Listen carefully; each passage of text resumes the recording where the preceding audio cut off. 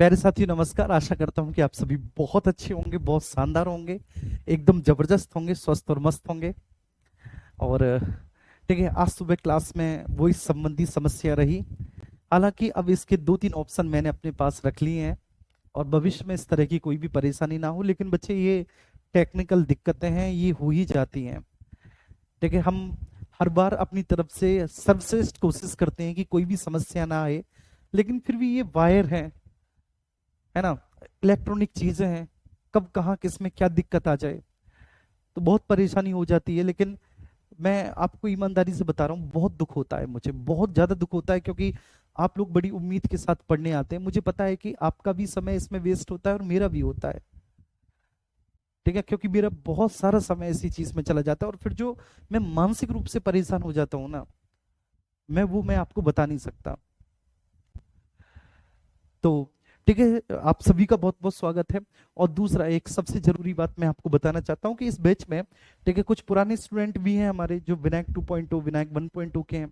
कुछ ये नए साथी भी हैं हमारे जो प्रज्ञान बैच में बिल्कुल नए तरीके से आए होंगे, जुड़े होंगे। तो हमें दोनों का साथ लेकर चलना है। साथ लेकर चलने का मतलब ये है कि जो पुराने हैं, जो पहले पढ़ चुके हैं, उनको भी ठीक है कुछ ना कुछ नया मिले, क्योंकि उनको भी इंटरटेन करना जरूरी है।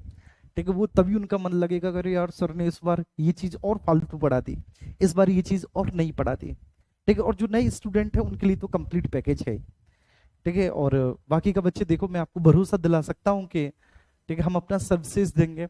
और जो साथी विनायक 2.0 बैच वाले हैं, उनको पता ही है कि हमेशा से मेरी कोशिश रहती है कि मैं बेस्ट से बेस्ट आपको दूं, किसी भी तरह की कोई भी कमी ठीक है ना छोड़ूं। ठीक है, फिलहाल ठीक है, प्रज्ञान बैच और इस क्लास का जो समय होता है वह सुबह 10 बजे होता है। सुबह 10 बजे क्लास होती है। ठीक है, आज टेक्निकल समस्या रही इसमें। और आपके एजुकेटर, आपका जो टीचर है, जो आपका भाई है, उसका नाम दिग्विजय है। ठीक है, जो इस क्लास को लेता है। और ठीक है, आपका जो विषय है, उस विषय का नाम है राज व्यवस्था। राज व्यवस्था ठीक है, मीन्स इसी को पॉलिटी कह देते हैं, है ना। आप में से बहुत सारे लोग नहीं जानते होंगे कि हिंदी में हम इस विषय को राज व्यवस्था के नाम से जानते हैं, हिंदी में पॉलिटी को। और एक होता है राजनीति विज्ञान। राजनीति विज्ञान का मतलब होता है, ठीक है ना, इसको अंग्रेजी में हम बोलते हैं पॉलिटिकल साइंस। पॉलिटिकल साइंस के अंतर्गत आप पॉलिटी पढ़ते हैं। पॉलिटिकल साइंस बहुत व्यापक विषय है।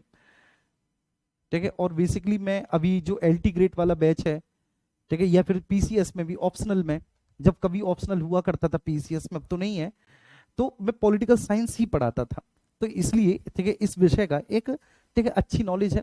ठीक है, अब इसी विषय के नहीं, ठीक है ना, ज्योग्राफी भी बहुत सालों तक मैंने पढ़ाया, तो सब कुछ ठीक है विषय पढ़ा लेता हूँ सारे। Thank you so much. ठीक है ना, आपको ठीक है ढेर सारा शुभाशीष आप सभी को। हालांकि अब सबसे पहले हम बात करेंगे कि हमने इस लेक्चर में क्या क्या पढ़ लिया। ठीक है, एक बार हम इन चीजों को देख लेते हैं कि संविधान सभा आपका टॉपिक चल रहा है। ठीक है, ध्यान रखना, आपका जो टॉपिक चल रहा है, इस टॉपिक का नाम है भैया संविधान सभा। संविधान सभा। संविधान सभा में हमने अभी तक क्या क्या पढ़ा। तो मैंने आपको बताया कि आपको 1935 का भारत शासन अधिनियम जरूर पढ़ना है। ठीक है, उसे पढ़े बिना हमारा काम नहीं चल सकता। तो भैया 1935 का भारत शासन अधिनियम हमको जरूर पढ़ना होगा। ठीक है, और वो हमने पढ़ा। हालांकि 1935 के भारत शासन अधिनियम से क्या हुआ बच्चे, कि इसके माध्यम से एक अखिल भारतीय संघ की स्थापना की बात कही गई। हालांकि वह अखिल भारतीय संघ कभी भी स्थापित नहीं हो सका, लेकिन उस अखिल भारतीय संघ को स्थापित करते हुए ठीक है, हमें ठीक है एक संघीय व्यवस्था भारत में स्थापित करनी थी। ठीक है, जिसमें अखिल भारतीय संघ में प्रिंसली स्टेट्स होंगे और ब्रिटिश भारत के प्रांत होंगे। ब्रिटिश भारत के प्रांतों में देसी रियासत और प्लस आपका सॉरी, ब्रिटिश भारत के प्रांतों में आपका गवर्नर के प्रांत होंगे और आपके चीफ कमिश्नर के प्रांत होंगे, है ना। तो वो ब्रिटिश भारत के प्रांत होंगे। तो इस तरह से फिर इसी को आधार बनाते हुए 1937 में चुनाव हुए। चुनावों में कांग्रेस ने बहुत सारे प्रांतों में ठीक है, 6 प्रांतों में कांग्रेस ने अपनी सरकार बनाई थी, वो मैं बताऊंगा। आज भी कुछ, ठीक है, रेफरेंस बुक, कुछ टेक्स्ट बुक ऐसी हैं जिनमें लिखा हुआ है 5 प्रांत। गूगल पे भी आप 5 प्रांत देखेंगे, लेकिन मैं बताऊंगा वो 6 प्रांत कौन कौन से हैं, और उन प्रांतों में, जिन 6 प्रांतों में कांग्रेस की सरकार बनी थी, उन प्रांतों में मुख्यमंत्री कौन थे। ये सारी चीजें मैं आपको बताऊंगा। कई बार गलतियां होती हैं और कई सोर्सेस में गलतियां हो जाती हैं, कोई दिक्कत नहीं। तो 1935 का भारत शासन अधिनियम हमने पढ़ा, ठीक है। इसके बाद हमने संविधान सभा की मांगे पढ़ी।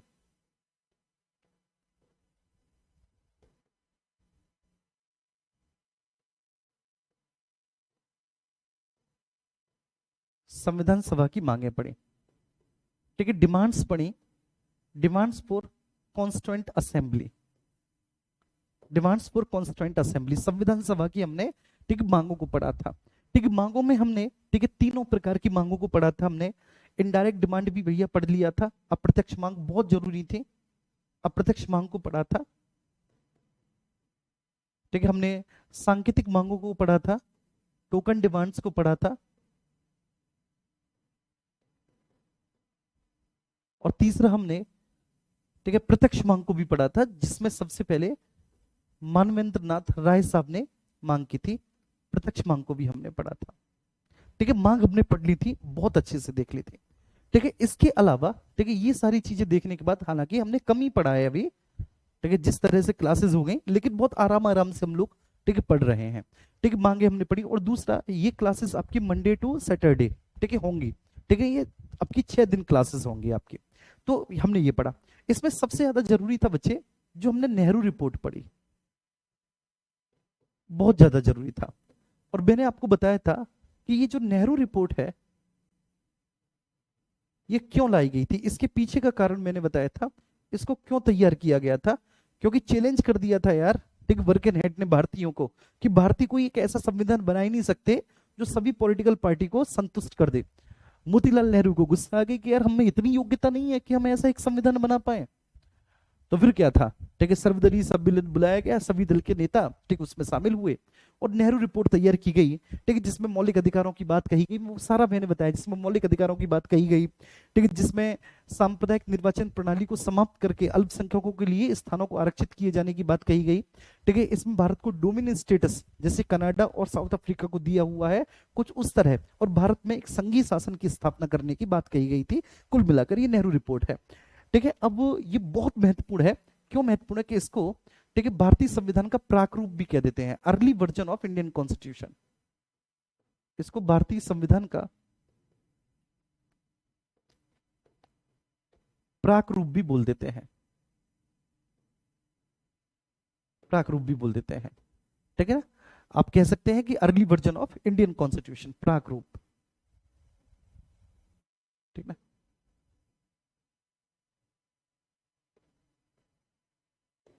Early version of Indian constitution, भारतीय संविधान का प्राक रूप किसको बोलते हैं, नेहरू रिपोर्ट को बोलते हैं, ठीक है। अब ये जो नेहरू रिपोर्ट है, ठीक है, ये नेहरू समिति ने तैयार की थी, ये आपको बहुत अच्छे से ध्यान रखना है, नेहरू समिति ने, ठीक है। इसके बाद, ठीक है ना, हमने लिलित को, ठीक है, जो अगस्त प्रस्ताव था वो भी हमने देखा था, है ना भैया। अगस्त प्रस्ताव जो देखा था हमने, अगस्त प्रस्ताव को हम पढ़ चुके थे बहुत अच्छे से, ठीक है, जो लिलितगो के द्वारा लाया गया था, लिलितगो के द्वारा लाया गया, और उस समय लिलितगो गवर्नर जनरल था, गवर्नर जनरल था, और ये 8 अगस्त 1940 को लाया गया था, 8 अगस्त 1940 को लिलितगो प्रस्ताव लाया गया था, ठीक है ना। इसकी जितनी भी बातें थी वो सारी बातें मैंने आपको बता दी, लेकिन आज हम डिस्कस कर रहे थे कि एक्चुअली जो 1937 का चुनाव था, 1937 के प्रांतीय चुनावों में किस पॉलिटिकल पार्टी को, या किस पॉलिटिकल पार्टी की किस प्रांत में सरकार बनी। तो 1937 का प्रांतीय चुनाव जो है, जिसके आधार पर प्रांतीय सरकारों का गठन हुआ था, उसको देख लेते हैं ना, वो ज्यादा जरूरी है, क्योंकि आपको, देखिए, इतिहास के गर्भ में जाकर ये भी पता चल जाएगा कि क्या क्या हुआ है। 1937 का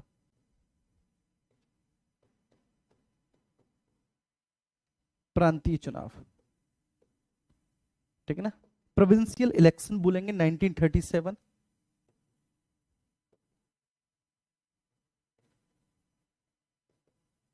इलेक्शन ऑफ 1937। ठीक है, और इस 1937 के जो प्रांतीय चुनाव है, इसमें हमको क्या देखना है मेरे प्यारे बच्चे? ठीक है, इसमें हमको देखना है कि भाई किस प्रांत में कौन सी पॉलिटिकल पार्टी की सरकार बनी है। तो सबसे पहले मैंने मद्रास आपको बताया था, मॉर्निंग में मैं बता चुका था, इतना डिस्कस कर चुका था कि भाई मद्रास, मद्रास में आप देखेंगे, ठीक है, बस दो चीजें लिखेंगे, मुख्यमंत्री और सरकार किसकी। तो मद्रास में मुख्यमंत्री बने हैं, ठीक है, सी राजगोपालाचारी। सी राजगोपालाचारी मतलब चक्रवर्ती राजगोपालाचारी, चक्रवर्ती राजगोपालाचारी, सी राजगोपालाचारी। और यार ये तो बड़ा हो गया यार, चक्रवर्ती राजगोपालाचारी है, चलो चक्रवर्ती राजगोपालाचारी, इतना बड़ा नाम हो गया। और ये भैया जी, इन्होंने अपनी सरकार बनाई है मद्रास में, और ये किस पॉलिटिकल पार्टी से? ये कांग्रेस से थे। देखो चक्रवर्ती राजगोपालाचारी कांग्रेस के बहुत बड़े सदस्य थे, तो यहाँ पर तो किसी को कोई भी दिक्कत नहीं होनी चाहिए कि चक्रवर्ती राजगोपालाचारी साहब, ठीक है ना, मद्रास में अपनी पॉलिटिकल पार्टी, ठीक है, कांग्रेस के मुख्यमंत्री बनते हैं। ठीक है, मद्रास में कांग्रेस की सरकार बनती है और मुख्यमंत्री बनते हैं चक्रवर्ती राजगोपालाचारी। बंबई, दूसरा हम बात करेंगे बंबई। ठीक है, आज का जो बॉम्बे है, ठीक है, बंबई, तो आज का जो आपका मुंबई है, आज का मुंबई, ठीक है, उस समय का बंबई या बॉम्बे हुआ करता था। तो बंबई, बंबई में मैंने आपको बताया था कि सरकार बनाई थी बीजी खरे साहब ने, मुख्यमंत्री बने थे बीजी खरे, बीजी खरे, ठीक है ना। और सबसे इंटरेस्टिंग बात क्या है कि बीजी खरे भी किस पॉलिटिकल पार्टी से थे? ये भी भैया जी कांग्रेस से थे। तो लो, ठीक है, दूसरे प्रांत में भी कांग्रेस की सरकार बन गई। ठीक है, वो दूसरा प्रांत कौन सा है भैया जी? बंबई। तो बंबई में भी कांग्रेस की सरकार बनी। अब इसके बाद तीसरे प्रांत के बारे में बात करेंगे, मध्य प्रांत। ठीक है, मैंने आपको यहां पर बता दिया था। तो तीसरा प्रांत होगा हमारा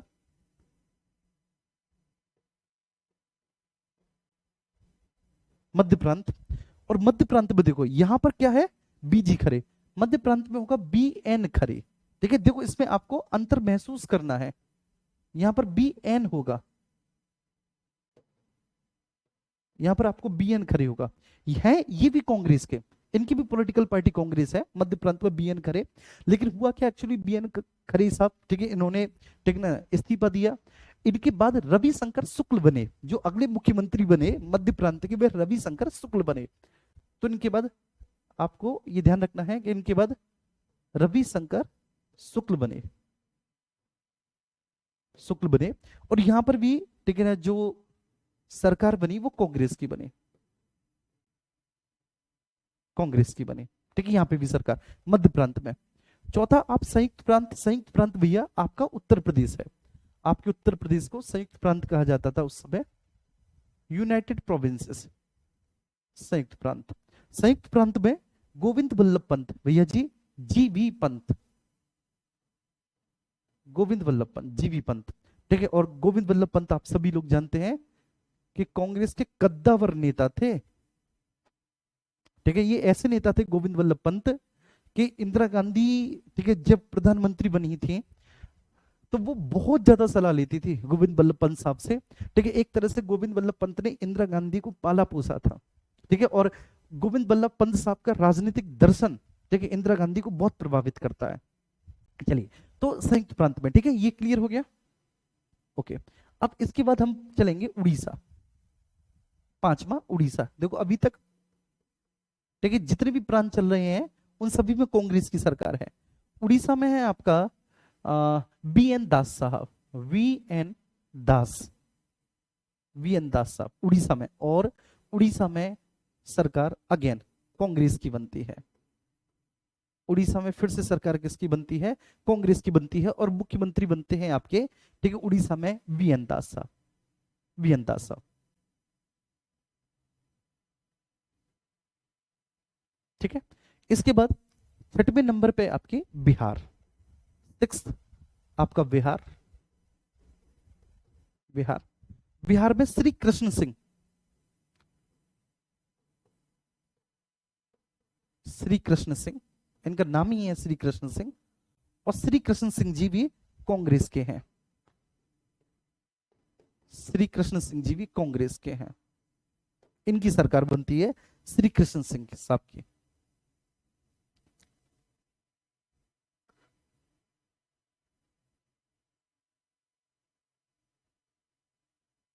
ठीक है, इनकी सरकार बनती है श्री कृष्ण साहब की, ये मुख्यमंत्री बनते हैं। ठीक है, सरकार कांग्रेस की बनती है और मुख्यमंत्री ये बनते हैं श्री कृष्ण सिंह। ठीक है भाई, तो ये बात समझ में आ गई सभी को, यहां तक कोई इशू तो नहीं किसी को किसी भी तरह का। अब थोड़ा सा आप यहां पर कर लें, आराम से देख ले। तो देखो ये 6 प्रांत हुए कि नहीं जिनमें कांग्रेस की सरकार बनी। ठीक है, सीधा सीधा ये 6 प्रांत हुए कि नहीं जिनमें कांग्रेस की सरकार बनी, बिल्कुल इनमें बेटा कांग्रेस की सरकार बनी है।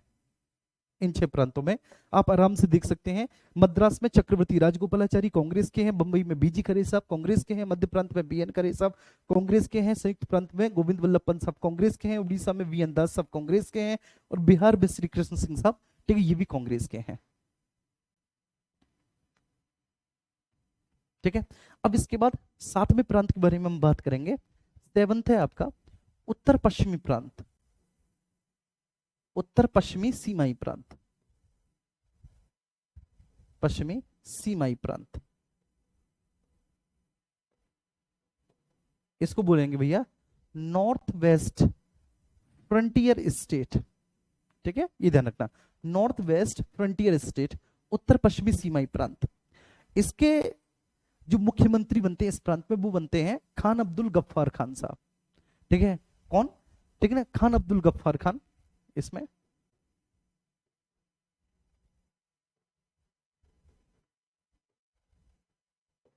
खान अब्दुल गफ्फार खान, इनको सीमांत गांधी कहा जाता है, फिर बाद में डॉक्टर खान बनते हैं, ये दूसरे हैं डॉक्टर खान। ठीक है, चलिए, उत्तर पश्चिमी सीमाई प्रांत है, नॉर्थ वेस्ट फ्रंटियर स्टेट है, यहां पर गठबंधन की सरकार होती है, किसी एक पॉलिटिकल पार्टी की सरकार नहीं है, गठबंधन की सरकार है उत्तर पश्चिम सीमाई प्रांतों में, जिसमें एक पॉलिटिकल पार्टी आपकी मुस्लिम लीग भी है। गठबंधन वाली इस सरकार में आपकी जो एक पॉलिटिकल पार्टी है भैया, वह मुस्लिम लीग भी है। ठीक है, क्लियर है, ये बात समझ में आई सभी को? चलिए, अब 8वां है आपका सिंध प्रांत, फटाफट से इनको जल्दी से लिख लेते हैं। 8वां है भैया सिंध प्रांत। सिंध प्रांत में मुस्लिम लीग की सरकार बनी, एकदम स्पष्ट बहुमत में आई सिंध प्रांत में मुस्लिम लीग। ठीक है ना, और मुख्यमंत्री शुरुआत में बनते हैं अल्लाह बख्श।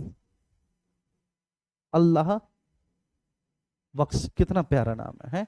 अल्लाह साहब बख्श दो इनको। तो सिंध प्रांत में अल्लाह बख्श साहब की सरकार बनती है, मुस्लिम लीग। लेकिन अल्लाह बख्श लास्ट तक मुख्यमंत्री पद को बेटा कंटिन्यू नहीं करते। ठीक है ना, बाद में सादुल्लाह खां, ठीक है, वो बनते हैं। इनका बाद में जो बनते हैं उनका नाम है बंदे सादुल्लाह खां, सादुल्लाह खान, यस, बंदे सादुल्लाह खां, बंदे सादुल्लाह खां, बंदे सादुल्लाह खां साहब, तो ये बनते हैं। ठीक है, बंदे हैं हम उसके, हम पे किसका जोर, बंदे सादुल्लाह खां साहब ये बनते हैं। ठीक है, सिंध प्रांत में। तो अब आप देखेंगे कि यहां पर स्पष्ट ठीक है रूप से ठीक है मुस्लिम लीग सत्ता में आई है, और क्लियर मेजोरिटी के साथ मुस्लिम लीग यहां पर ठीक है सत्ता में बैठी है, क्लियर, ठीक है, मेजोरिटी के साथ मुस्लिम लीग यहां पर सत्ता पर बैठी है। ये सिंध प्रांत, ये सिंध प्रांत वर्तमान में भारत में नहीं है बच्चे, ये पाकिस्तान का जो आज आप सिंध प्रांत देखते हो, ये वही वाला सिंध प्रांत है जी। ठीक है, इसके बाद 9वें नंबर पे असम में आते हैं हम। असम में गठबंधन की सरकार है और मुख्यमंत्री हैं गोपीनाथ बारदोलोई। इनका नाम याद रखना, ये आगे आप देखेंगे इन लोगों को, गोपीनाथ बारदोलोई, आगे इन लोगों को देखेंगे आप। असम में गोपीनाथ बारदोलोई, गठबंधन की सरकार है, गठबंधन की सरकार है असम में। ठीक है, लेकिन मुख्यमंत्री कौन बनते हैं? गोपीनाथ बारदोलोई मुख्यमंत्री बनते हैं। इसके बाद फिर हम बात करेंगे पंजाब। ठीक है, 10वें नंबर पे पंजाब। पंजाब का मुख्यमंत्री बनते हैं सिकंदर हयात खान बच्चे।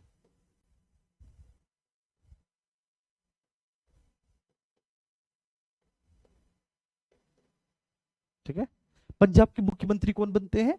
पंजाब के मुख्यमंत्री बनते हैं मेरे प्यारे बच्चे सिकंदर हयात खान। और सिकंदर हयात खान किसको, सिकंदर हयात खान किस पॉलिटिकल पार्टी से हैं? तो वे यूनियनिस्ट पार्टी से हैं, यूनियनिस्ट पार्टी। और आगे जब संविधान सभा के लिए भी चुनाव हुए ना, ये ध्यान रखना, संविधान सभा के लिए जब चुनाव हुए तो यूनियनिस्ट पार्टी को एक सीट मिली थी, ठीक है ना, और वो सीट सिकंदर हयात खां की थी। सिकंदर हयात खां ही जीते थे, सिकंदर हयात खां ही जीते थे, ठीक है ना। और उसके बाद अब कौन सा बच गया? पंजाब हो गया, सिंध हो गया, ठीक है, और उत्तर पश्चिमी सीमाई प्रांत हो गया, ठीक है, जिसमें डॉक्टर खान साहब हैं। एक इसमें बंगाल रह गया बच्चे, ठीक है, मोस्ट इंपोर्टेंट स्टेट तो रह ही गया बंगाल। बंगाल में, ठीक है, गठबंधन की सरकार बनती है, मुख्यमंत्री बनते हैं फजलुल हक, फजलुल हक, फजलुल हक। गठबंधन की सरकार है, लेकिन किंतु पॉलिटिकल पार्टी का गठबंधन है, तो एक इसमें मुस्लिम लीग है, मुस्लिम लीग, क्योंकि इसमें जो है ना बेटा, मुस्लिम लीग इसलिए सत्ता में आई कि जो आज बांग्लादेश बन चुका है ना, वो उस समय पूर्वी बंगाल हुआ करता था। जो आज बांग्लादेश बन चुका है वो उस समय पूर्वी बंगाल हुआ करता था, उसमें मुस्लिम बहुत बड़ी संख्या में थे। प्लस, ठीक है, फजलुल हक की, ठीक है, अपनी, ठीक है, एक बहुत लोकप्रिय पार्टी थी जो जनता में बहुत विश्वास जमाए बैठी थी, उसका नाम था कृषक प्रजा पार्टी। और इस पार्टी को आप देखेंगे कि कृषक प्रजा पार्टी को संविधान सभा के चुनावों में भी एक सीट मिली है। इस कृषक प्रजा पार्टी को संविधान सभा के चुनावों में भी एक सीट मिली है,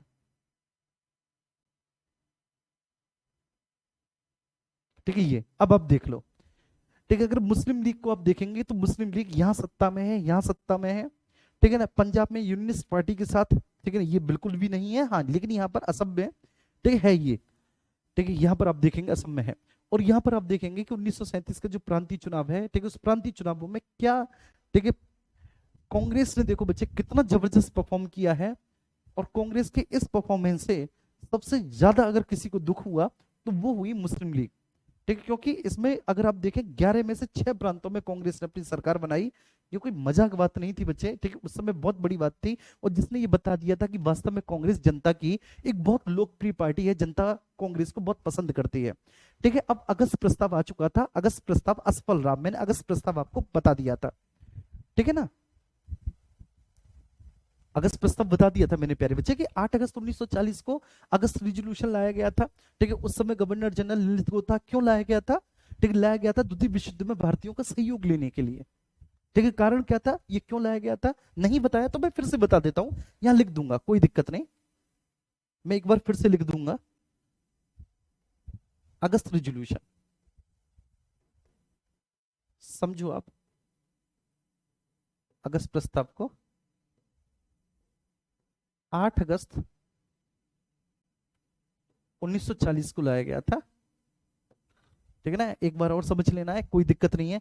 कारण क्या है, देखो, कोई ना कोई प्रस्ताव लाया जाएगा, उसका कोई ना कोई कारण होगा। तुम्हारे सामने कोई भी प्रस्ताव रखे, है ना, तो उसका कोई ना कोई कारण होता है। तो अगस्त रिजोल्यूशन अगर लाया गया है, इसको अगस्त रिजोल्यूशन कहेंगे। अच्छा, क्यों कहेंगे बच्चे इसको अगस्त रिजोल्यूशन, ये बताओ क्यों कहेंगे? क्योंकि अगस्त महीने में लाया गया था यार, ठीक है, जी हाँ, बस इतनी सी बात है कि अगस्त महीने में लाया गया, इसको अगस्त रिजोल्यूशन कह दिया गया। अगस्त प्रस्ताव इसको इसलिए बोल दिया गया, कारण क्या था, द्वितीय विश्व युद्ध में भारतीयों का सहयोग लेने के लिए। क्यों? एक बार मैं आपकी यादें ताजा करा दूं कि अगर आप स्पेशली यूरोप में देखेंगे तो जिस तरह से जर्मनी ने बेल्जियम, फ्रांस और हॉलैंड, जो कि अंग्रेजों के सहयोगी हैं, उनको जिस तरीके से, बुरी तरीके से पराजित किया है, तो ऐसे में मांग उठने लगी है कि भारतीयों को द्वितीय विश्व युद्ध में शामिल करो, क्योंकि भारतीयों ने मना कर दिया ना द्वितीय विश्व युद्ध में शामिल होने से। क्यों? क्योंकि जब द्वितीय विश्व युद्ध शुरू हुआ था तो अंग्रेजों ने घोषणा कर दी थी कि भारत भी अंग्रेजों की तरफ से इसमें भाग ले रहा है ना। और कांग्रेस के समस्त मंत्रिमंडल ने अपने पद से त्याग पत्र दे दिया था, बड़ा दुखी मन से। क्यों? क्योंकि कांग्रेस भारत की सबसे बड़ी पॉलिटिकल पार्टी थी यार, और कांग्रेस से अंग्रेजों ने पूछा तक भी नहीं। तो अंग्रेजों ने जब कांग्रेस से पूछा तक भी नहीं, तो कांग्रेस को वास्तव में बड़ा बुरा लगा, ठीक है। उनको, उन्होंने लगा कि यार हमारे होने का तो कोई औचित्य नहीं है, हमारी तो कोई औकात ही नहीं है, ठीक, हमसे पूछा तक नहीं गया है। और जब हमसे पूछा तक नहीं गया, तो फिर ऐसी स्थिति में मैंने आपको बता ही दिया, ठीक, कांग्रेस ने अपने पद से त्यागपत्र दे दिया, देखना, इस्तीफा दे दिया पूरा। और फिर कांग्रेस ने विभिन्न समाचार पत्र, मीडिया इत्यादि के माध्यम से, ठीक, जनता को बार बार संबोधित करके जनता को यह कहा कि भाई कोई भी भारतीय सैनिक द्वितीय विश्व युद्ध में शामिल नहीं होंगे, ठीक है। शुरुआत में तो अंग्रेजों को इस बात का दम रहा कि जीत जाएंगे बिना भारतीयों के, ठीक है, कौन सा, ठीक, भारतीय हमें जिताएंगे, अगर इतनी ताकतवर होते तो हमसे स्वतंत्र ना हो जाते, ठीक है। एक ठीक है, मन में रहा होगा इस तरह का विचार, लेकिन अंग्रेजों को औकात जल्दी पता चल गई। ठीक है, जैसे ही द्वितीय विश्व युद्ध थोड़ा सा एक ही साल आगे बढ़ा, ठीक है, तभी पता चल गया। तो इसलिए द्वितीय विश्व युद्ध में भारतीयों का सहयोग लेने के लिए लाया गया था।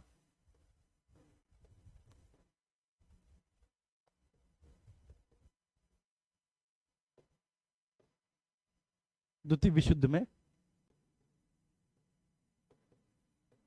भारतीयों का सहयोग लेने के लिए लाया गया था।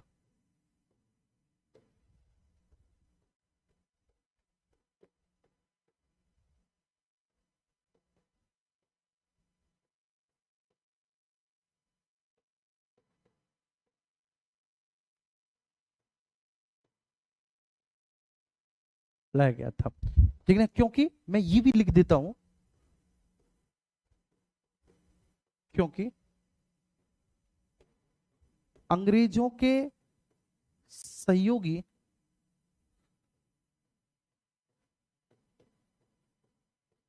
सहयोगी बेल्जियम, ठीक है ना, फ्रांस एवं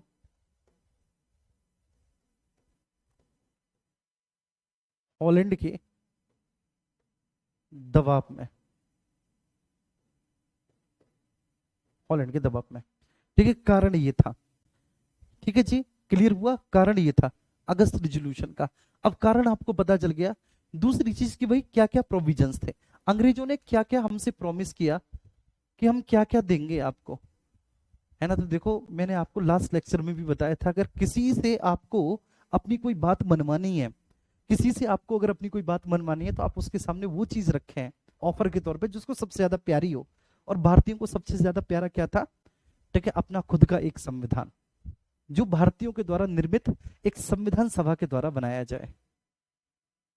बात समझ में आ रही है। तो अंग्रेज इस बात को बहुत अच्छे से जानते थे कि भारतीयों की सबसे बड़ी डिमांड यही है कि उनका संविधान उनके द्वारा बने, और हम ऐसे ही बात कह देंगे, उनसे प्रॉमिस कर देंगे कि ठीक है, ठीक है, फिलहाल आप द्वितीय विश्व युद्ध में हमें सहयोग दो, और द्वितीय विश्व युद्ध समाप्त हो जाने के बाद भारतीयों के द्वारा ही, ठीक है, भारतीय संविधान सभा का गठन किया जाएगा, जो आगे चल के भारत के लिए, एक स्वतंत्र भारत के लिए कॉन्स्टिट्यूशन बनाने का काम करेगा, स्वतंत्र भारत के लिए संविधान बनाने का काम करेगा। तो ठीक है, ये बात मैं कई बार बता चुका हूं।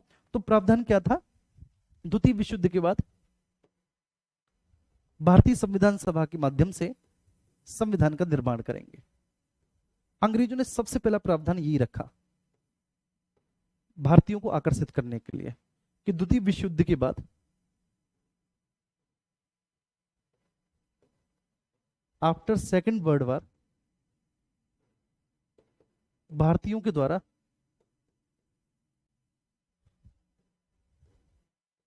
भारतीयों के द्वारा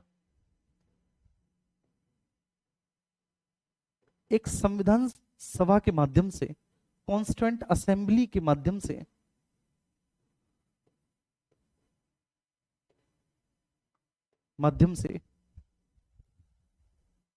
संविधान का निर्माण किया जाएगा, संविधान का निर्माण किया जाएगा।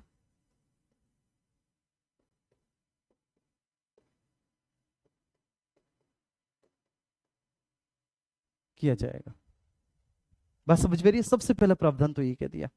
दूसरा, ठीक है, इन्होंने ये बोला कि हम भारतीयों को शामिल करके एक युद्ध सलाहकार परिषद, वार एडवाइजरी काउंसिल, भारतीयों को शामिल करके एक युद्ध सलाहकार परिषद का हम गठन करेंगे, जो कि द्वितीय विश्व युद्ध के कारणों की जांच करेगी। ठीक है, तीसरे इन्होंने कहा कि गवर्नर जनरल की काउंसिल का हम लोग एक्सपेंशन करेंगे, गवर्नर जनरल की काउंसिल का विस्तार करेंगे, उसमें भारतीयों को शामिल करेंगे। क्लियर है। तो दो महत्वपूर्ण प्रावधान ये थे।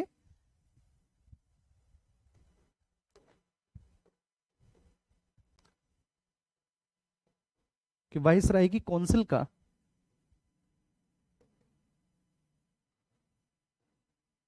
का विस्तार किया जाएगा, वाइसराय की कार्यकारिणी का विस्तार किया जाएगा जाएगा उसमें भारतीयों को शामिल किया जाएगा।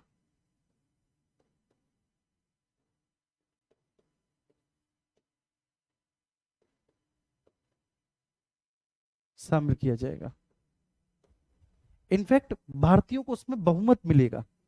गवर्नर जनरल की काउंसिल में मेजोरिटी, जो बहुमत होगा ना भैया जी, वो किसका होगा? गवर्नर जनरल की काउंसिल में बहुमत भारतीयों का होगा। गवर्नर जनरल की काउंसिल में मेजोरिटी किसकी होगी? गवर्नर जनरल की काउंसिल में मेजोरिटी किसकी होगी? गवर्नर जनरल की काउंसिल में मेजोरिटी भारतीयों की होगी। गवर्नर जनरल की काउंसिल में मेजोरिटी किसकी होगी? गवर्नर जनरल की काउंसिल में मेजोरिटी भारतीयों की होगी। क्या मेरी बात समझ में आ रही है सभी को?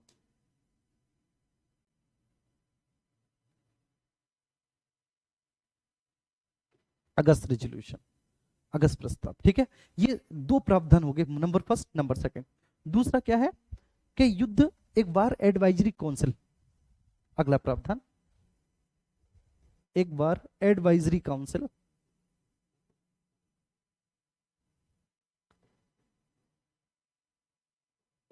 काउंसिल मतलब इसको कहेंगे हिंदी में युद्ध सलाहकार परिषद। देखो कोई भी टेक्निकल वर्ड होगा ना, उससे मैं हिंदी और इंग्लिश दोनों में लिख दूंगा। टेक्निकल कोई भी वर्ड हिंदी और इंग्लिश दोनों में लिखा जाएगा। तो युद्ध सलाहकार परिषद का गठन किया जाएगा।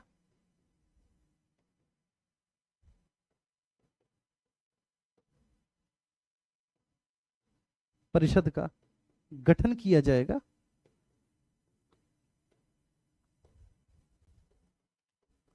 जाएगा जिसमें भारतीयों को हम शामिल करेंगे, जिसमें भारतीयों को हम शामिल करेंगे,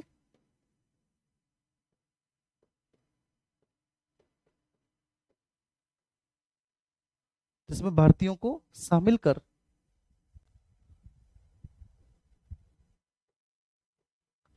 एक, ठीक है ना, भारतीयों को शामिल कर किया जाएगा। और वो द्वितीय विश्व युद्ध के कारणों की जांच करेगी। ये काउंसिल द्वितीय विश्व युद्ध के कारणों की जांच करेगी। ये काउंसिल द्वितीय विश्व युद्ध के कारणों की जांच करेगी।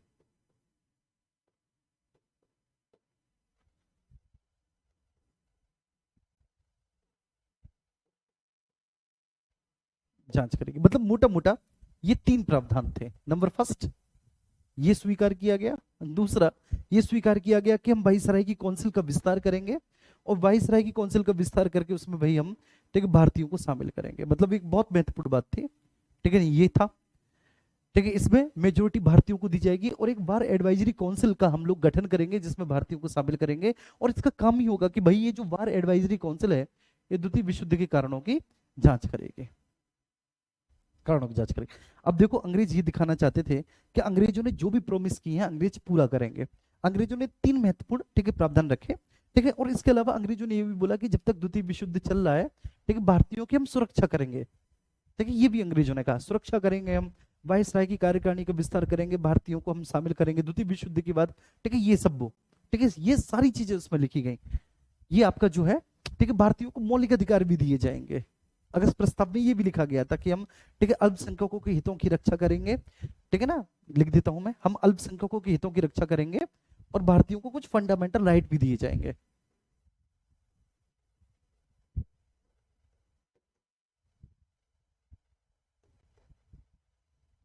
अल्पसंख्यकों की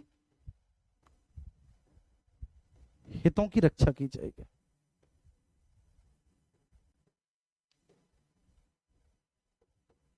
रक्षा की जाएगी, इस पे अंग्रेजों ने बहुत फोकस किया, हितों की रक्षा की जाएगी कुल मिलाकर, ठीक है। अब अंग्रेजों ने देखो ये प्रूव करने के लिए कि अगर द्वितीय विश्व युद्ध समाप्त हो गया, है ना, द्वितीय विश्व युद्ध समाप्त हो गया, तो हम तुम्हारी मांग को, ठीक है, जो कि तुम्हारे द्वारा संविधान सभा का गठन, हम इसे पूरा करेंगे। ये दिखाने के लिए अंग्रेजों ने क्या किया भैया कि जुलाई 1941 में, अंग्रेजों ने जुलाई 1941 में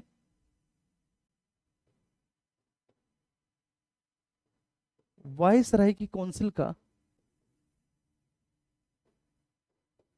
वायसराय की काउंसिल का विस्तार कर,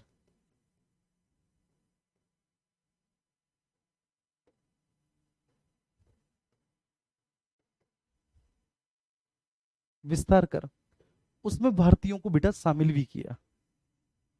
ये दिखाने के लिए कि हम आगे भी अपना प्रॉमिस पूरा करेंगे, भारतीयों को शामिल किया। जैसे कि छोटा सा एग्जांपल देता हूं, मेरे पास एक बच्चे का मैसेज आया कि सर आप, ठीक है, जब इस तरह के एग्जाम्पल देते हैं, ठीक है, जिसमें आप कुछ रिलेशन के बारे में बताते हैं, तो मैं ऐसे ही जो है ना सर लेक्चर देख रहा था, मेरे पापा मेरे पास बैठे हुए थे, है ना, तो उन्होंने सुन लिया।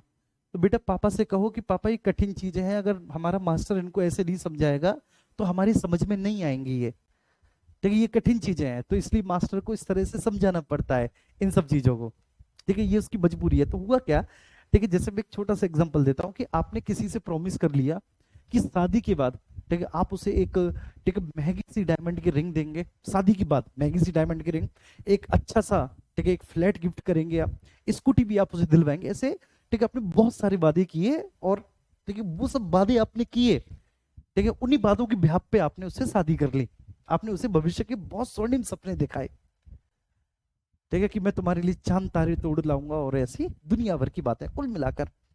लेकिन जब आपने शादी की तो शादी से पहले, ठीक है, ये प्रूव कराने के लिए कि आप इन प्रोमिस को भी पूरा कर दोगे, आप छोटी मोटी प्रॉमिस भी पूरा करोगे, जैसे डायमंड की ना सही तो गोल्ड की अंगूठी दिलवा दोगे शादी से पहले, कोई सोने की कोई भारी वस्तु चीज नहीं तो चांदी की पायल वगैरह दिलवा दोगे, तो जिससे कि उसको लगेगा कि हाँ ठीक है भाई, अगर ये, ठीक है, अभी मेरी इन डिमांड्स को पूरा कर सकता है, तो शादी के बाद भी सही बोल रहा होगा, मुझे दिलवा देगा डायमंड की अंगूठी, एक बड़ा सा फ्लैट गिफ्ट कर देगा, स्कूटी भी मुझे दिलवा देगा। ठीक वैसे अंग्रेजों का था कि भारतीयों को ये विश्वास दिलाना था कि हम द्वितीय विश्व युद्ध के बाद तुम्हारे लिए एक संविधान सभा का गठन करेंगे, ठीक है, जो कि तुम्हारे लिए एक संविधान का निर्माण करेगा, तो वो करेंगे, हम सीरियस हैं, ठीक है, वो हम करेंगे, वो हम सीरियस। तो इससे पहले उन्होंने छिटपुट छिटपुट मांगे जो हैं, जो अंग्रेजों ने भारतीयों के समक्ष, मतलब वो, ठीक है, वो प्रोविजंस जो अंग्रेजों ने भारतीयों के समक्ष रखे थे कि हम इनको पूरा करेंगे, तो वो अंग्रेजों ने पूरा करने शुरू कर दिए। कैसे पूरा करने शुरू कर दिए कि 1941 में वायसराय की काउंसिल का विस्तार करके उसमें भारतीयों को शामिल भी कर दिया, ये दिखाने के लिए कि अगर द्वितीय विश्व युद्ध समाप्त हो गया तो तुम्हारी कसम, ठीक, हम तुम्हारे लिए संविधान सभा का भी गठन कर लेंगे। आगे होगी ये बात सभी को समझ में बहुत अच्छे से। लेकिन अब यहाँ पर एक इंटरेस्टिंग बात क्या है कि देखो, इसका एक सबसे बेहतरीन कंक्लूजन ये निकला, हालांकि असफल हुआ। अगर आप पूछेंगे कि ये जो रिजोल्यूशन था, ये जो प्रस्ताव था, ये कैसा हुआ, सफल या असफल, तो मैं लिखूंगा बच्चे कि यह प्रस्ताव असफल हुआ, किसी ने नहीं माना।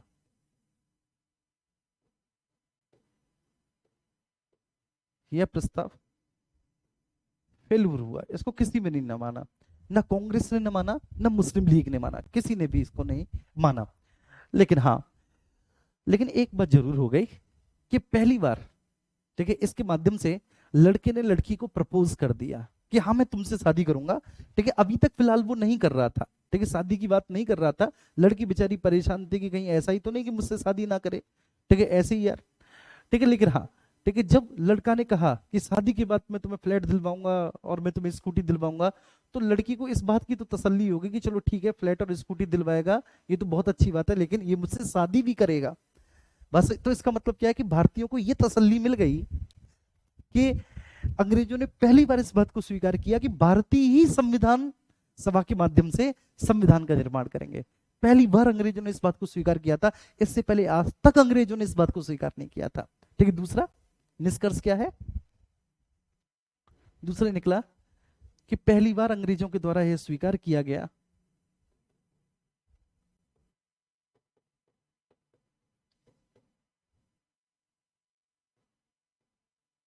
पहली बार अंग्रेजों के द्वारा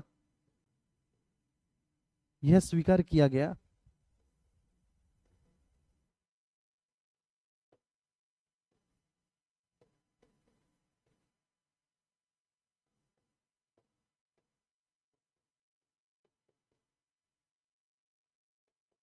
भारतीय ही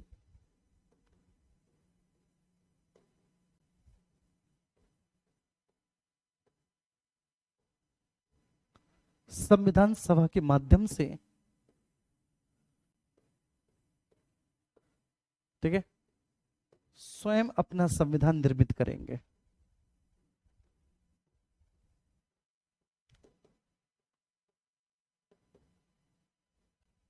स्वयं अपना संविधान निर्मित करेंगे। भारतीय ही संविधान सभा के माध्यम से स्वयं अपना संविधान निर्मित करेंगे।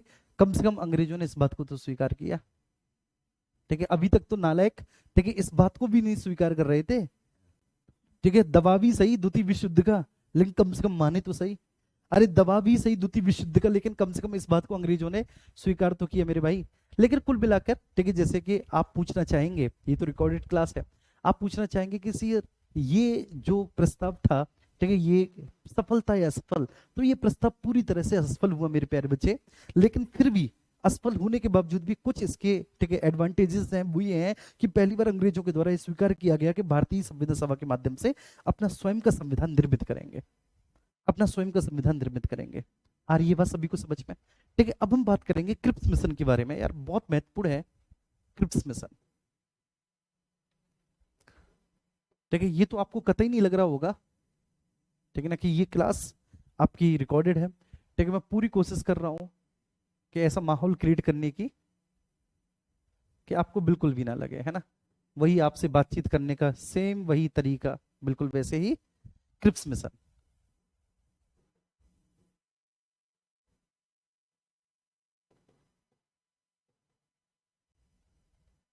चलो, तो आप लोग मुझे थोड़ा सा पानी पीने की अनुमति दें, अगर एक हाथ दो बूंद इसमें होंगी।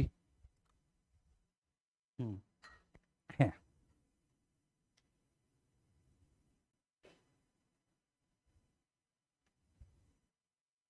ठीक है, क्रिप्स मिशन। अब ये जो क्रिप्स मिशन है ना भैया, ये आया 22 मार्च 1942 को, 22 मार्च 1942 को आया। और किसके द्वारा लाया गया था? स्टेफोर्ड क्रिप्स के द्वारा ये लाया गया था। स्टेफोर्ड क्रिप्स के द्वारा ये मिशन लाया गया था।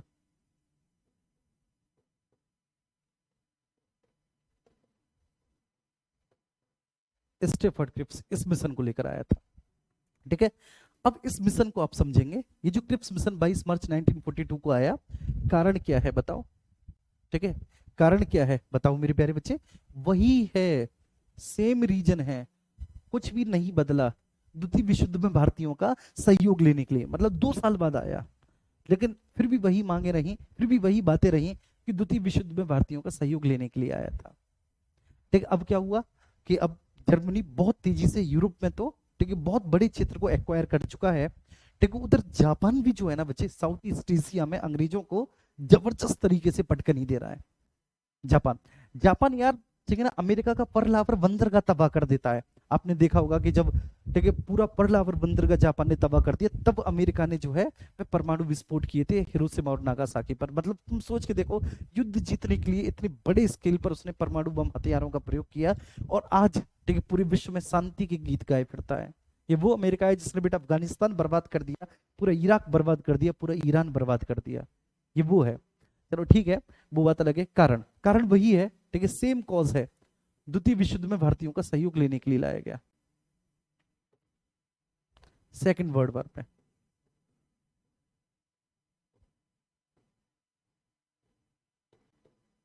द्वितीय विश्व युद्ध में भारतीयों का सहयोग लेने के लिए लाया गया।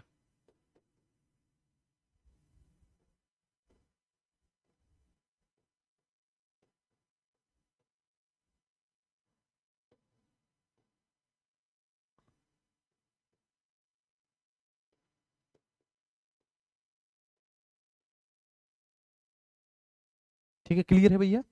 ये है द्वितीय विश्व युद्ध में भारतीयों का सहयोग लेने के लिए लाया गया था। ठीक है, इसके माध्यम से बच्चे देखो, अंग्रेज क्या करना चाहते थे? एक अखिल भारतीय संघ की स्थापना करना चाहते थे। अब आपको, ठीक है, वही बात याद आ गई होगी जो 1935 के भारत शासन अधिनियम के माध्यम से अंग्रेज करना चाहते थे, एक अखिल भारतीय संघ की स्थापना। ठीक है, तो इसके माध्यम से भी भारत, अंग्रेज एक भारतीय संघ की स्थापना करना चाहते थे, जो कि, जिसको अंग्रेज पूर्ण औपनिवेशिक स्वराज बोलेंगे। क्या होगा ये पूर्ण औपनिवेशिक स्वराज?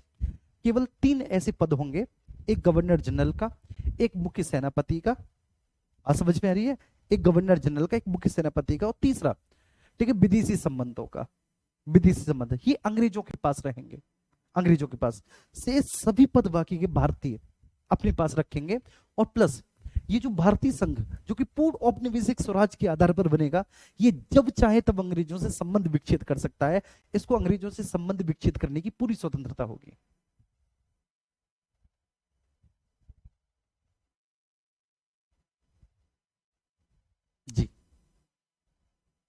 ठीक है, आइए बात सभी को समझ में, वो लोग क्लियर हुई? यहां तक किसी को कोई इश्यू तो नहीं, बिल्कुल कैसा भी? ठीक है, पूरा मैं फील के साथ आपको पढ़ा रहा हूँ। ठीक है, चलिए। तो द्वितीय विश्व युद्ध में अंग्रेजों के द्वारा लाया गया भारतीयों का सहयोग लेने के लिए, ठीक है, इसके प्रोविजंस, इसके प्रावधान, कॉजेस तो हमने देख लिए, प्रोविजंस, प्रावधान, ठीक है ना? एक ऐसे एक ऐसे भारतीय संघ की स्थापना करना, एक ऐसे भारतीय संघ की स्थापना करना करना जो कि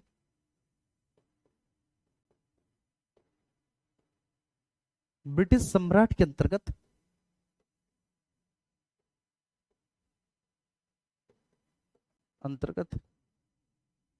एक पूर्ण औपनिवेशिक स्वराज हो,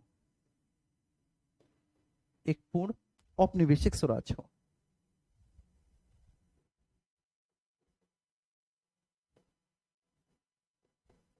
स्वराज हो।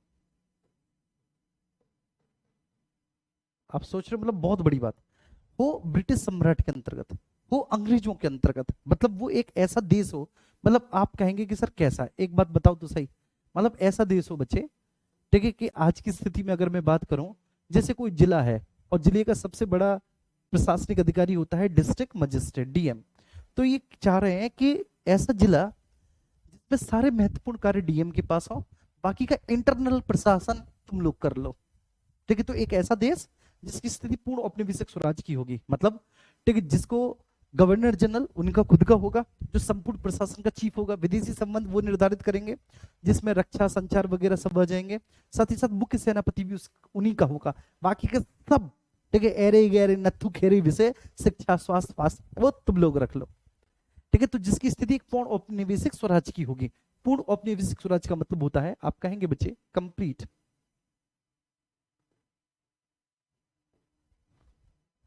कॉलोनियल, ठीक है, सेल्फ रूल।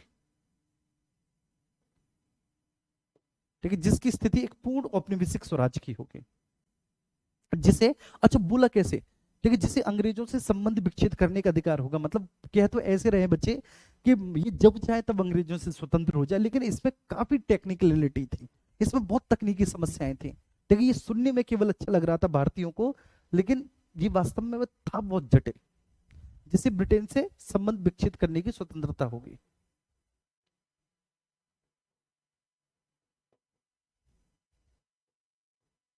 ब्रिटेन से संबंध विच्छेद करने की पूरी स्वतंत्रता होगी।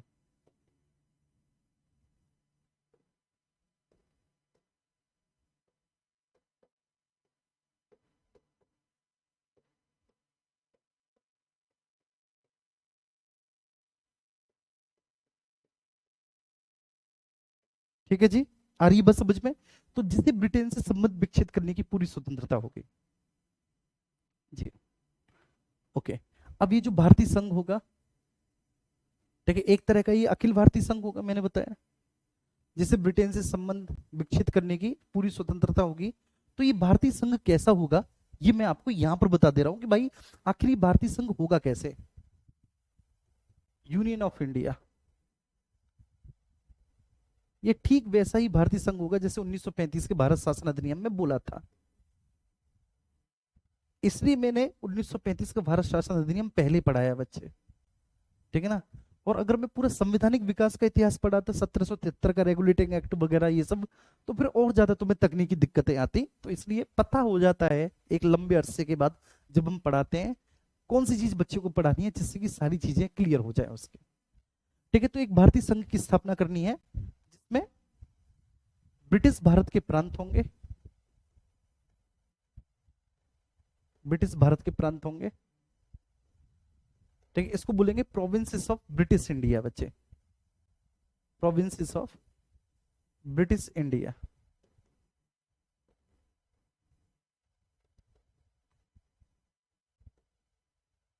जिसमें ब्रिटिश भारत के प्रांत होंगे, और प्लस जिसमें प्रिंसली स्टेट्स, देसी रियासतें होंगी। अखिल भारतीय संघ सेम वैसा ही होगा, ब्रिटिश भारत के प्रांत और देसी रियासतें। कल हम कैबिनेट मिशन पढ़ाएंगे, कैबिनेट मिशन बहुत महत्वपूर्ण है। कल की क्लास आप में से कोई भी साथी स्किप मत करना, ठीक है ना। अब ये जो प्रोविंशियल ऑफ ब्रिटिश इंडिया होगा, मतलब जो ब्रिटिश भारत के प्रांत होंगे, दो प्रकार के होंगे। इसमें गवर्नर वाले प्रांत भी शामिल होंगे, सेम वही फॉर्मूला है, गवर्नर वाले प्रांत भी शामिल होंगे, और इसमें चीफ कमिश्नर वाले, चीफ कमिश्नर वाले प्रांत भी शामिल होंगे। तो भैया इसमें गवर्नर वाले प्रांत भी शामिल होंगे और इसमें चीफ कमिश्नर वाले प्रांत भी शामिल होंगे। तो ये बात बोली गई।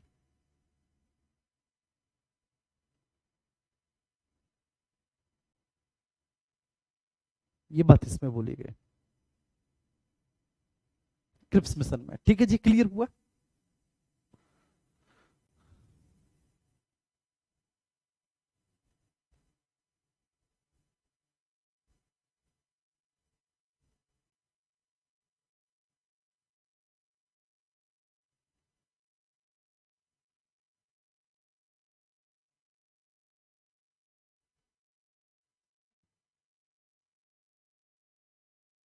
बहुत अच्छे, ठीक है, बहुत बढ़िया। तो ये बात सभी को समझ में आ गई, ठीक है। तो भारतीय संघ जिसमें ब्रिटिश भारत के प्रांत होंगे, देसी रियासतें होंगी, जिसमें गवर्नर और मुख्य आयुक्त के प्रांत होंगे। अब एक्चुअली क्या है कि यही लोग मिलकर एक संविधान सभा का गठन करेंगे, एक कॉन्स्टिट्यूएंट असेंबली बनेगी, ठीक है। ये जो भारतीय संघ में जो जो शामिल है ना, यही संविधान सभा का गठन करेंगे, यही संविधान सभा का गठन करेंगे। अब इस संविधान सभा के गठन में कौन कौन शामिल होंगे? ब्रिटिश भारत के प्रांत शामिल होंगे, ब्रिटिश भारत के प्रांत भी इसमें शामिल होंगे, इसमें प्रिंसली स्टेट भी शामिल होंगे, देसी रियासतें भी शामिल होंगे, ठीक है ना, जो कि द्वितीय विश्व युद्ध के बाद भारतीय संविधान सभा का गठन करेंगे। ब्रिटिश भारत के प्रांतों में वही गवर्नर वाले प्रांत भी होंगे और भैया जी चीफ कमिश्नर वाले, मुख्य आयुक्त वाले प्रांत भी होंगे। लेकिन सबसे पहली शर्त क्या? अब देखो यहाँ पे शर्त समझना, अंग्रेज शर्त कैसी लगाते हैं। सबसे पहली शर्त कि संविधान सभा का गठन द्वितीय विश्व युद्ध के बाद होगा। बात समझ में आ रही है जी?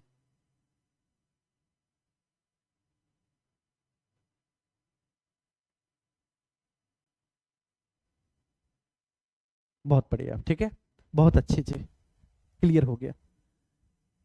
तो नंबर पहली शर्त क्या होगी? नंबर पहली शर्त होगी कि है द्वितीय विश्व युद्ध के बाद बनेगा। यहां तक तो मैं कोई दिक्कत नहीं लग रही होगी, ठीक है भाई। द्वितीय विश्व युद्ध के बाद तो अगस्त प्रस्ताव में भी बोला था कि द्वितीय विश्व युद्ध के बाद संविधान सभा गठित होगी, ठीक है।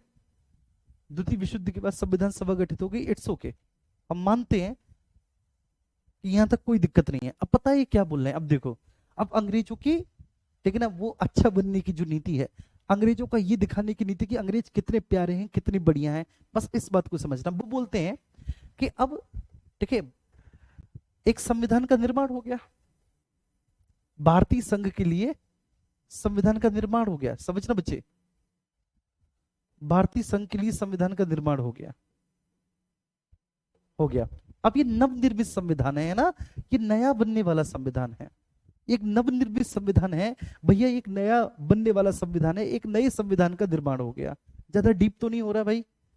अब मैं कमेंट होते तो मैं तुमसे पूछ पाता कि ज्यादा डीप तो नहीं हो रहा, बस मैं इतना ही छोड़ूंगा, मैं बहुत ज्यादा डीप में नहीं ले जाना चाहता आपको, ठीक है। बस यहाँ पर समझना, मैं कल जब लाइव पढ़ाऊंगा तब, तो बस इतना समझना कि एक संविधान का निर्माण हो गया, इतना ठीक है। अब ये जो नवनिर्मित संविधान है, जो न्यू कॉन्स्टिट्यूशन है, ठीक है, इसको आप कहेंगे कि ये एक न्यू कॉन्स्टिट्यूशन है,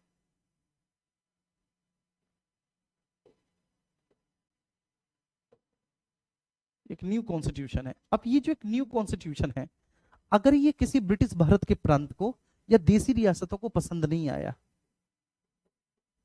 न्यू कॉन्स्टिट्यूशन अगर वह किसी ब्रिटिश भारत के प्रांत को या देसी रियासतों को, अब समझना,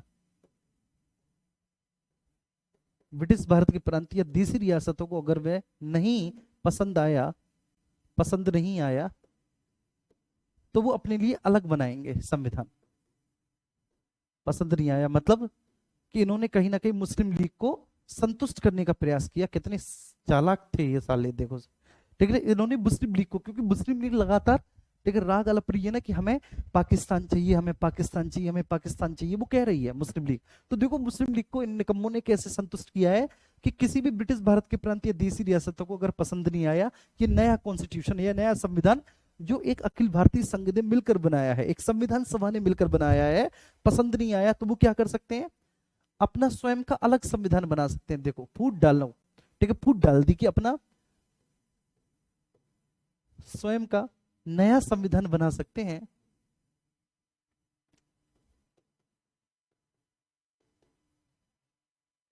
अपना स्वयं का नया संविधान निर्मित कर सकते हैं, कर सकते हैं। और भाई उनकी भी स्थिति भारतीय संघ की तरह होगी। ये भी बोला कि उनकी भी स्थिति भारतीय संघ की समान होगी, उनकी भी स्थिति भारतीय संघ के समान होगी।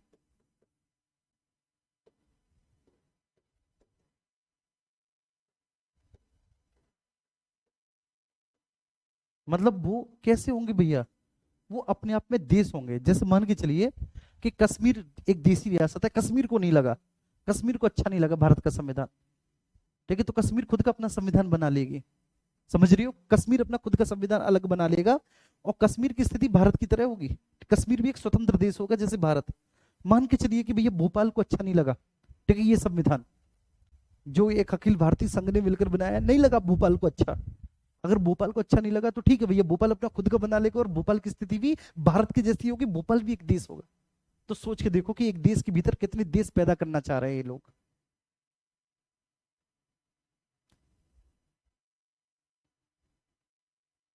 ठीक है, इसके बाद तीसरा इसमें पता है प्रावधान क्या था, थर्ड प्रावधान ये है कि एक संधि की जाएगी, एक कॉन्ट्रैक्ट होगा संविधान सभा और ब्रिटिश सरकार के बीच में। कॉन्स्टेंट असेंबली और ब्रिटिश सरकार के बीच में एक संधि की जाएगी। ठीक है ना, कि जितनी भी संस्थाएं हैं उन सभी की जिम्मेदारी ब्रिटिश सरकार की होगी। ना केवल संविधान सभा बल्कि संविधान सभा के साथ साथ अन्य सभी संस्थाओं की सुरक्षा की जिम्मेदारी ब्रिटिश सरकार की होगी जब तक द्वितीय विश्व युद्ध चलता है। सुरक्षा की रेस्पॉन्सिबिलिटी, सुरक्षा की जिम्मेदारी ब्रिटिश सरकार की होगी।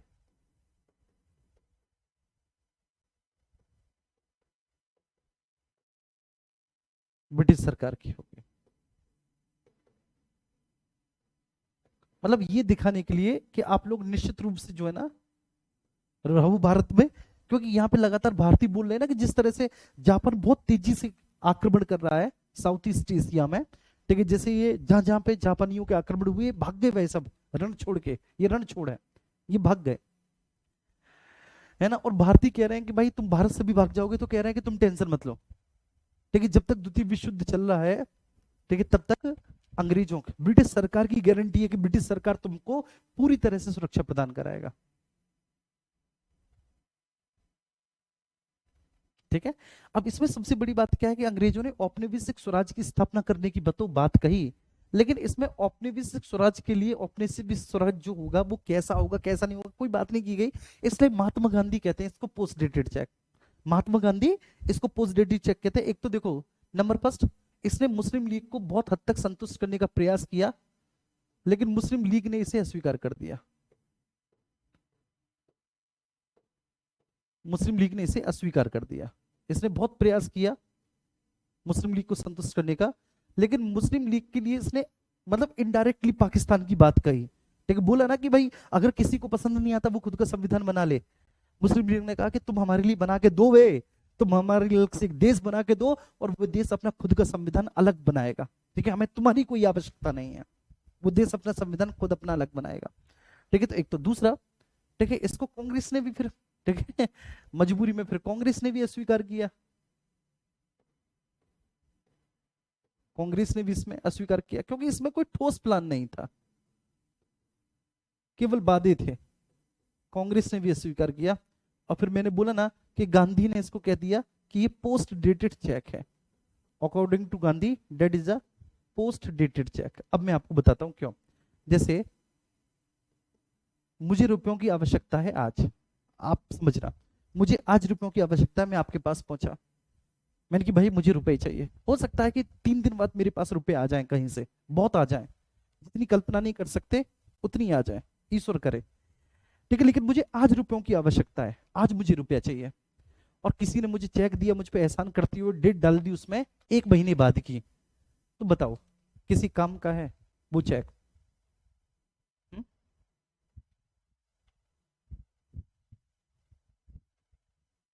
बताओ किसी काम का है? नहीं है बच्चे, ठीक है, किसी काम का नहीं है। इसलिए गांधी ने पोस्ट डेटेड चेक कह दिया। और बाद में किसी ने इसमें ये जोड़ दिया, कहा जाता है कि शायद नेहरू ने जोड़ दिया था, बाद में किसी ने जोड़ दिया कि ये डूबते हुए बैंक का, ये दिवालिया होते हुए बैंक का पोस्ट डेटेड चेक है। ये कैसा बेटा? डूबते हुए बैंक का पोस्ट डेटेड चेक है, ये दिवालिया होते हुए बैंक का पोस्ट डेटेड चेक है, ठीक है। तो बस ये है इसमें प्रोविजन। चलो बीच बीच में देखो मैं आपकी आवाज भी चेक करता रहा हूँ कि आवाज प्रॉपर चल रही है कि नहीं। सुबह भी, सुबह की क्लास के बाद ऐसा डर बैठ गया है मेरे मन में कि सबसे ज्यादा जरूरी है ये चेक करना कि आवाज प्रॉपर आ रही है कि नहीं आपकी, ठीक है। माइक यहाँ पर अब एक पैरामीटर होता है डीबी का, वो दिखाता है कि कितनी डीबी आवाज चल रही है, तो उसको हम देख रहे हैं। चलो तो ठीक है, ठीक है, ये क्रिप्स मिशन था। और कल हम फिर कैबिनेट मिशन, लेकिन कैबिनेट मिशन से पहले एक शिमला सम्मेलन, बेबिल प्लान, ये दो हम पढ़ेंगे, ठीक है। कुछ नई चीजें इस बार आपको देखने को मिलेंगी। तो ढेर सारा धन्यवाद आप सभी को, ठीक है। और मैंने पूरी कोशिश की यार, है ना, कि एक अच्छी क्लास आप लोगों के लिए मैं पढ़ाऊं। चलिए, ठीक है, आप सभी का big thank you, great thank you.